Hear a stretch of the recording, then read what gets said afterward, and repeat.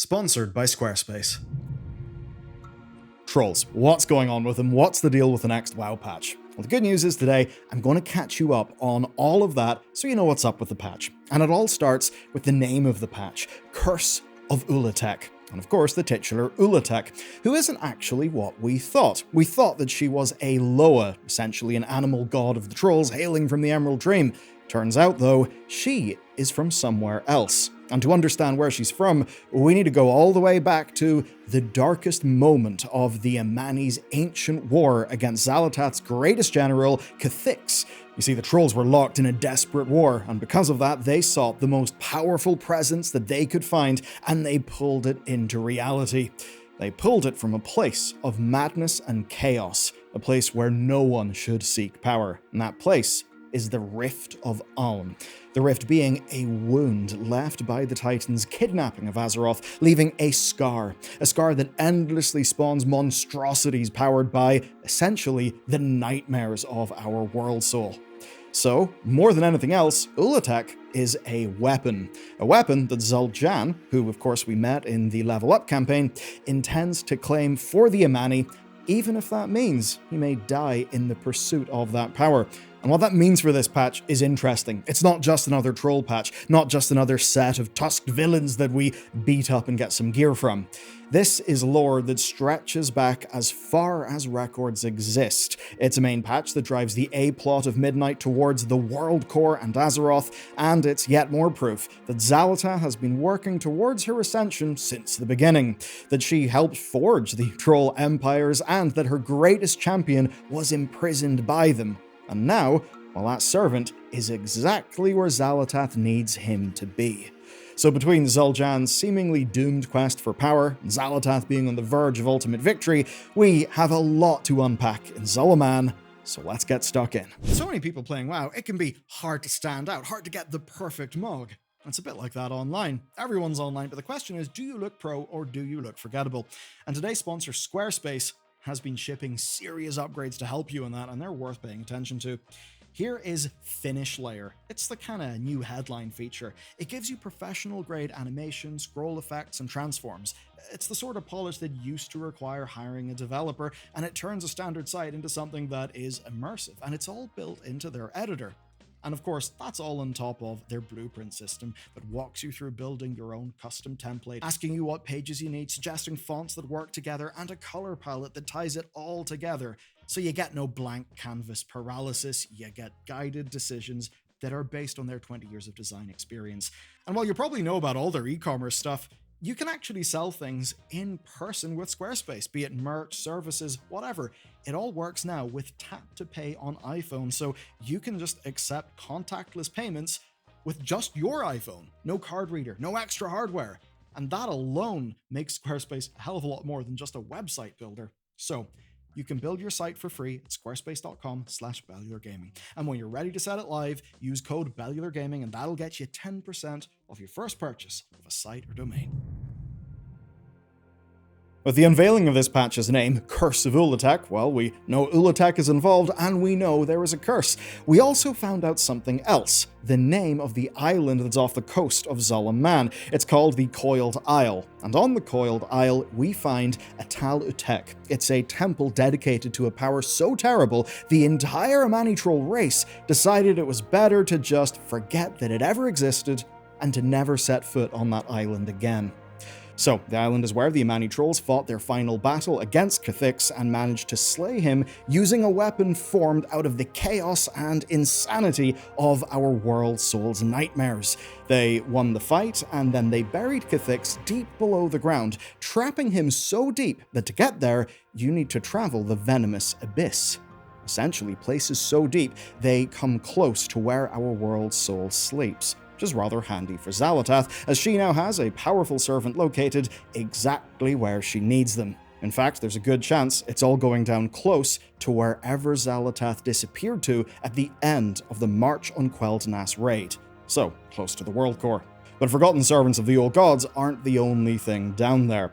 As much a guard watching over Xal'atath's cell as she is a prisoner, there is of course Ula'tek, a weapon summoned in desperation but clearly so dangerous the Amani feared using it in building their empire. That means that for 16,000 years she lay undisturbed until one particularly demented yet evil troll named Malakras became obsessed with the whispered legends of Ula'tek. Malakras is of course dead, but now another troll is on the hunt for that power, and that troll is Zul'jan, a character we've all just became very worried about indeed. Here are the two characters you're familiar with from the level up experience of Midnight. There's Zul'jara, Hashay of the Loa, and then her brother Zul'jan, who effectively hates the Loa, because the Loa kind of abandoned his people. Though they do actually want the same thing. They want the Amani people to not just survive, but to actually thrive. Yet they have different visions for how to achieve it, even if it means, for one of them, making bargains with ancient superweapons who appear to be sentient. And it's the differences between these two characters that basically led them into the plot of the Midnight expansion, and what we actually saw in-game. Xal'atath attacked, and the Void flooded through Eversong and its border regions. We then see this big mountain range on the border, and we think that's where the Amani live. Of course, after so many incursions from the Horde and the Alliance, their civilization must have been destroyed. But then, of course, we travel over those mountains and we discover that Zul'Aman was way bigger than we thought, and it had an even bigger mountain hiding behind it. Traveling further, we then find out the mountain was on an island called the Coiled Isle. So not only do the Amani exist, but we find out they're fighting a void incursion of their own, and their Loa refuse to help. Now the problem here, for them, is that Zul'jan and Zul'jara's grandfather, Zul'jin, was a bit of what we over here would call a rumbly boy. He led the Amani in what felt like the apocalyptic end times of their people. And between the Trollbanes of humanity and the Farstrider elves, they lost all but a little corner of their empire. And what's worse is that their Loa refused to help them fight back. Loa abandoned the Amani when they needed them most. This was a big problem for the trolls, so Zul'jin's pocket witch Dr. Malakras decided that they could no longer bargain with the Loa, or, in Zul'jan's words, beg the Loa to help. He said that they should instead dominate the Loa, which they actually did, and in doing that, they created the avatars of the Loa that we fought back in the Burning Crusades raid of Zul'Aman. So, without the Loa, or any power at all, the Void was sure to win. But Zul'jan and Zul'jara saw two different solutions to this problem. We of course help Zul'jara forge her role as Hashay and bring the Loa back to the Amani, but her brother thought that that was just another betrayal, and that in fact they didn't need the Loa whatsoever, that the Amani could thrive and even expand without them. Now his first experiment in finding power for their people was the invasive Lightwood that was devouring the land. Light versus Void, simple enough math, right? Get the Lightwood, beat off the Void. But obviously, that led them into conflict with the Elves, and as we're about to discover, the Lightwood is but a fraction of the power that he'll be able to find on the Coiled Isle in this new patch. Though before all that, there was the story of the Zul'Aman Zone, where basically Zul'jan doesn't end up getting his way. His sister becomes Avatar of the Loa, she successfully saves their people, they have a big celebration, but to him it feels wrong. He's feeling depressed, and he is left sulking on this broken bridge. And that's where we discover the full extent of his ideology. You see, he doesn't trust the Loa. They abandoned them in the past. He also doesn't trust outsiders, and he thinks the Amani should take their ancestral lands back. And of course includes places that elves and humans today call their home. Follow that path, and you will end up in a place of war. But Zul'jan won't be stopped. He knows the power is out there, and ultimately, the only thing he really cares about is getting his people power, land, and respect. Zul'jan's story continues in patch 12.07, effectively being the prelude to the story of patch 12.1. Now this segment does contain spoilers for the currently time-gated Zul'jan storyline in patch 12.07, the point of which is of course to set up Zul'jan's journey to the Coiled Isle. So this is not going to be spoiling anything major about the big new patch, it's basically how we get there. Now, it all begins with Orwena. She gathers representatives of all the trolls and elves around Azeroth, and then, well, she drops the bombshell that they're all related, that through the evolution of their earliest ancestors, they're all distant cousins. This really shouldn't be a surprise to us because it was long hinted at in-game, and then it was made canon in Warcraft Chronicle Volume 1, which came out well over a decade ago. Now, no one's happy about the fact that the races they've spent thousands of years at war with are in fact, in a way, kinda family. Most don't think it matters that much when put up against all of the bloodshed. But Zul'jan is actually furious, and he refuses to believe it. Now, as proof, Orwainus shows him a vision of the Amani's fight against Cathix, explaining that the Haranir can only see visions from themselves and their kin, meaning that the Amani, well, are their kin. But Zul'jan thinks there is something weird about the vision. Something's not quite right. What's this huge snake monster that's fighting Cathix?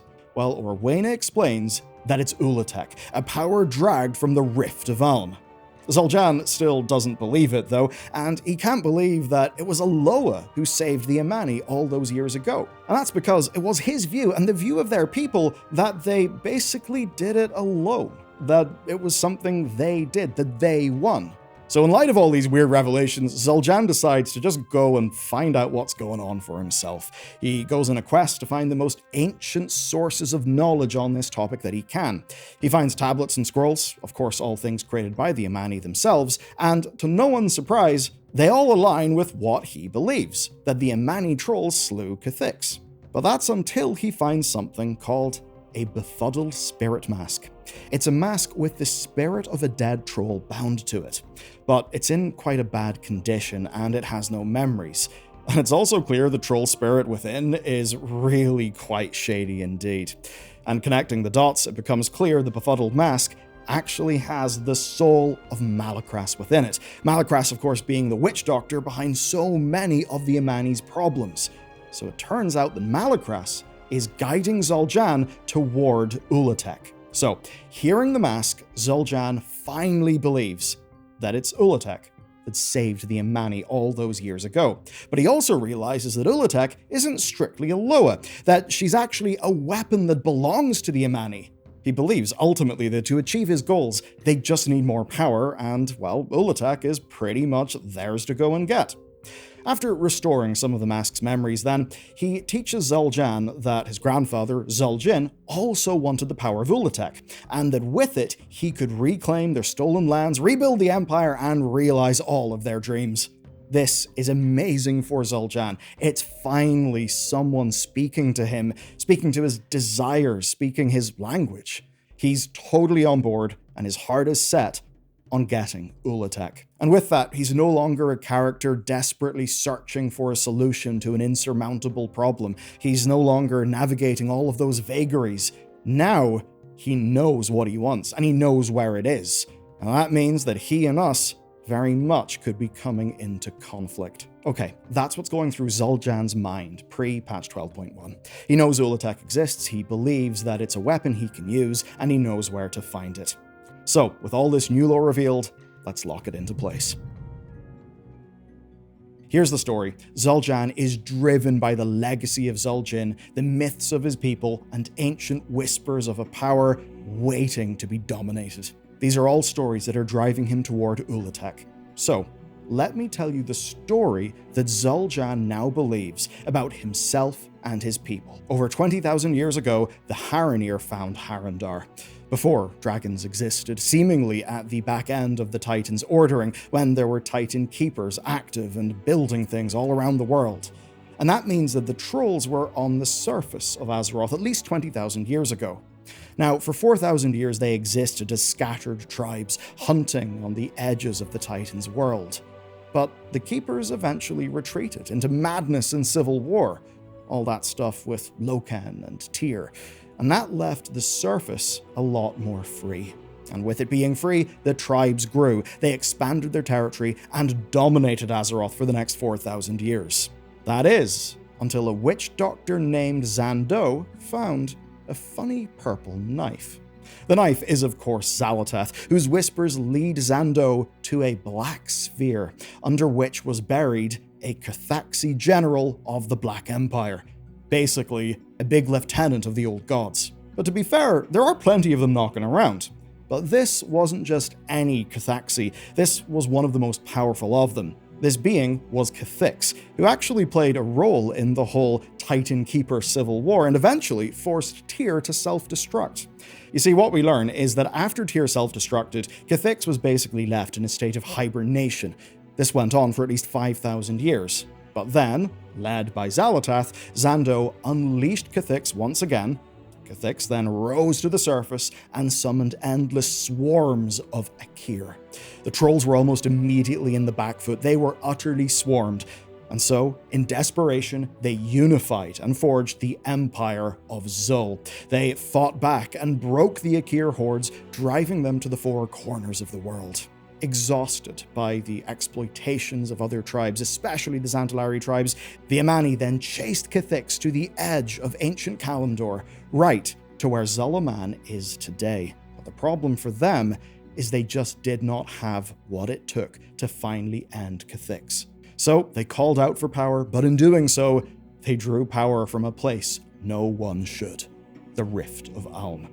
And that's because only 1,000 years before this happened, Azeroth, who was then known as Ahn'Hara, was a sleeping goddess in the cradle above Harandar. The Titans stole her sleeping form, and they began the process of turning Ahn'Hara into the Titan Azeroth. But the cradle was still filled with the World Soul's power, what we call Allen Dust. Yet it was now so scarred by the violence of the Titans' kidnapping that it turned from a realm of dreams into a realm of nightmares. And that's why the Rift now endlessly spawns monstrosities from those nightmares, one of which we just dealt with, Chimeras, the undreamt god. If you were wondering what that guy's deal was, well, now you know. Chimeras was basically a nightmare-spawned weapon, just like Ula'tek. And this is where it connects to a boss fight that many of us have done. So you have to remember that the Rift of Aln is the place that the old gods infested to create the Emerald Nightmare. Now, the Emerald Nightmare was a raid back at the start of the Legion expansion. And this is where I want you to cast your mind back to Xavius' boss chamber. Here's the cool thing. That boss chamber was us looking at the roots of Harandar from the other side of the Rift. So, understanding that, you kinda get that Ula'tek is really not a power to be messed with. It can't be bargained with like the Loa can, and it couldn't be made useful in the Amani's new empire. So, all those years ago, they buried it deep, locked the door, threw away the key, and removed all records of its existence. Clearly, they did all that for a reason. But Zul'jan can't see past that part of the story. All he can see is the promise of an ascendant Amani empire. Like, say, Arthas taking Frostmourne or Lyria consuming the Void, they see the weapon for how they can use it, but not really the curse that that weapon may come with. And now, Zul'jan cannot see the curse of Ula'tek, which is rather fitting because it is the name of the patch. So, we're dealing with an insane weapon that's been dormant for 16,000 years, and one that is locked down there with Kha'Thix. And that means we now need to ask, if Zul'jan takes this power, will he awaken Kha'Thix? And if he does, will we have, yet again, helped Xal'atath toward her final goal? Well, the only person now asking those questions is Zul'jan, who of course will claim Ula'tek, consequences be damned. And if you're asking me, what'll likely happen is that Zul'jan will claim Ula'tek, and that then in the ensuing chaos, something will go down, maybe with Kha'Thix, that ends up being very useful to Xal'atath's plan. And that's because, if you're asking me, patch 12.2, the final major raid of this expansion, is almost certainly going to be to do with the Worldcore and Xal'atath. And in this video, you now see how 12.1 is linked into that story. But of course, there's more to 12.1 than its setting. There's a bunch of new features, but perhaps more interestingly, there are loads of really cool, undocumented features that fix some fairly major pain points. And the good news is you can learn about all of those in the next video.